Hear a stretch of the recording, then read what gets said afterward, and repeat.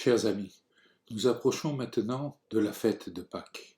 Alors je voudrais vous donner quelques indications pour vivre dans notre situation de confinement le cœur de notre foi. La première chose que je voudrais vous dire, c'est que nous avons l'opportunité de pouvoir essayer de vivre cette résurrection avec les mêmes sentiments que les premiers disciples et en particulier les apôtres ont pu la vivre.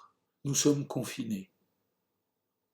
Eh bien, rappelez-vous que Jésus ressuscité est apparu au milieu des apôtres et des disciples qui eux-mêmes étaient confinés dans leur maison par la peur des Juifs, nous dit saint Jean, jusqu'à la Pentecôte, où ils oseront sortir pour annoncer la résurrection du Christ. Les disciples resteront toujours enfermés par peur d'être arrêtés. Ils vivront dans le confinement. Et pendant cette période-là, que se passe-t-il? Jésus se manifeste à eux. Jésus se présente comme celui qui est ressuscité et qui vient leur donner deux choses.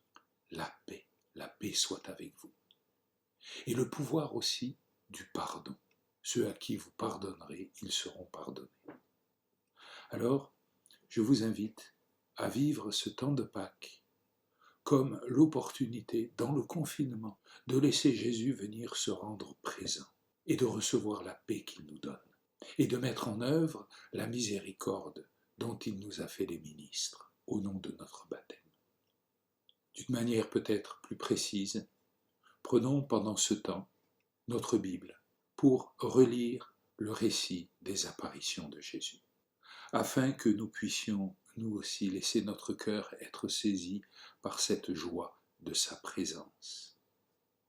Nous le savons, nos jalousies, nos colères, notre égocentrisme, nos possessivités, nos idéologies, notre orgueil, sont autant de tombeaux qui, par la puissance du Christ, maintenant sont ouverts, afin que nous sortions en enfants de lumière.